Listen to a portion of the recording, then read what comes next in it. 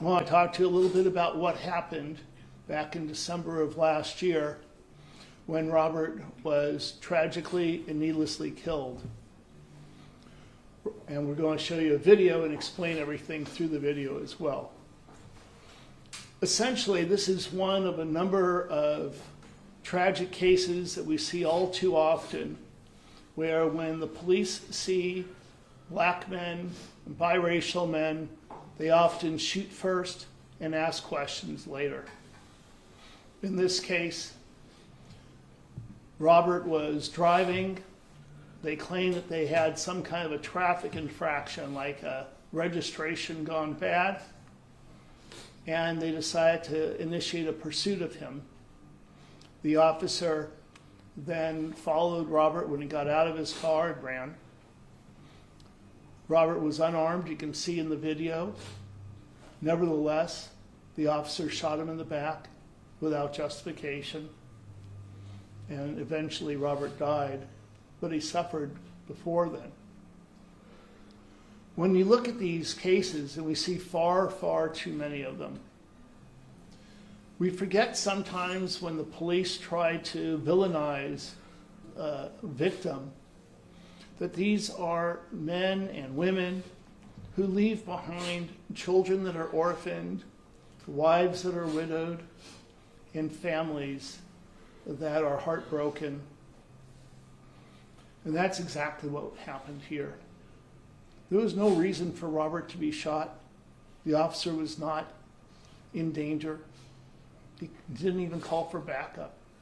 He didn't even say where he was. He just ran, he shot through a fence, and he wound up killing Robert without knowing whether there were children and families present.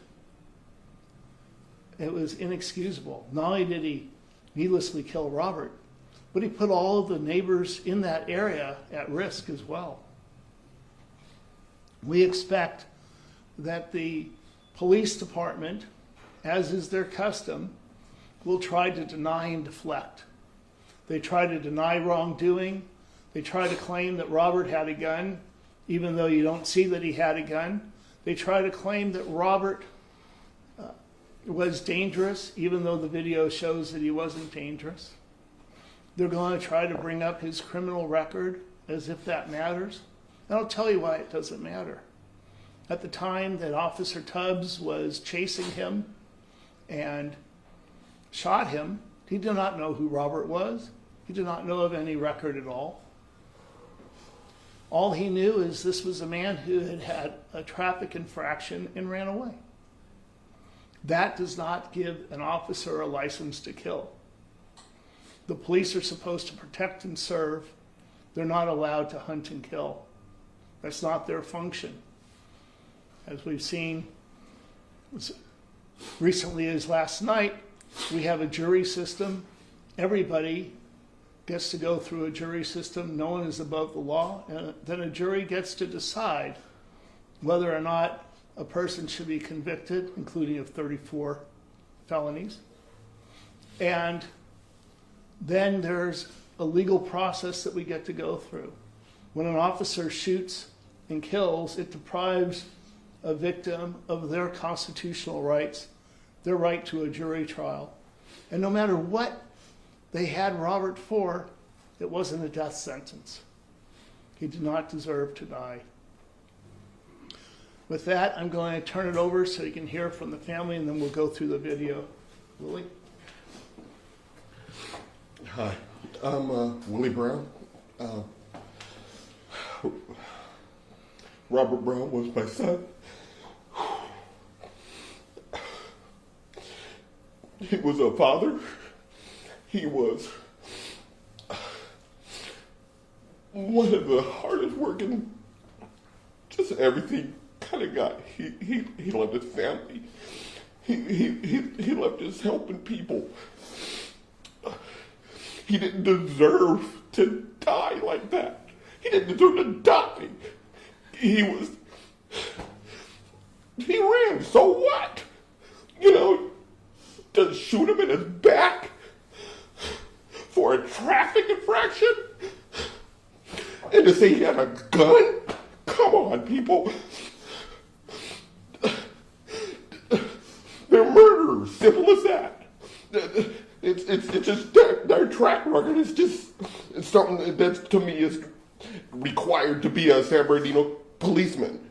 You know, let's just shoot them and that'll be it. You know, and it's not it. It's not it.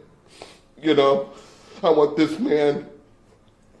I want him just accountable.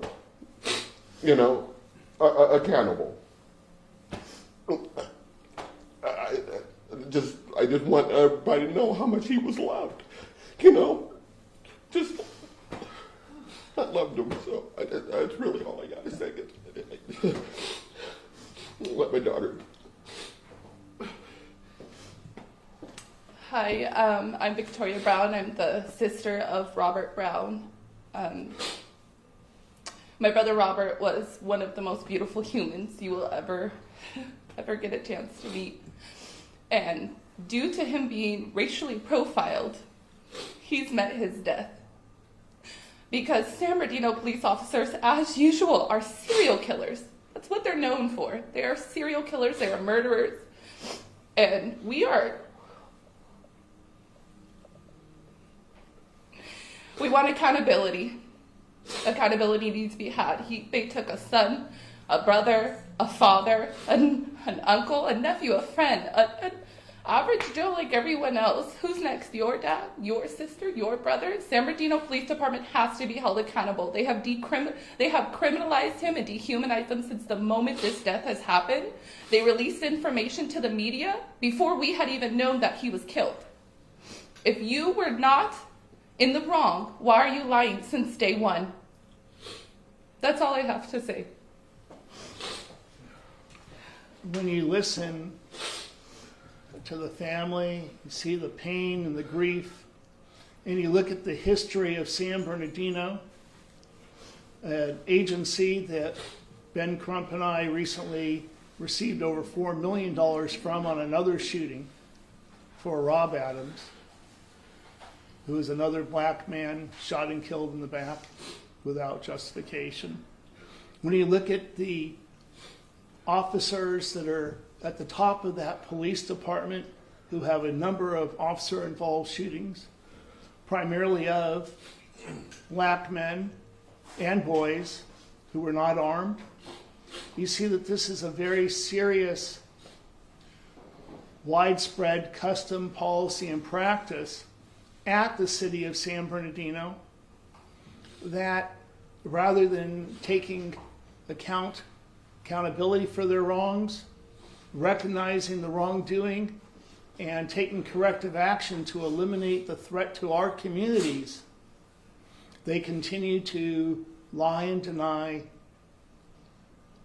You know, there's a saying, no justice, no peace. And no justice, no peace rings true in San Bernardino, because without justice for Rob, without justice for the other victims of police shooting, without accountability, there can be no peace and no safety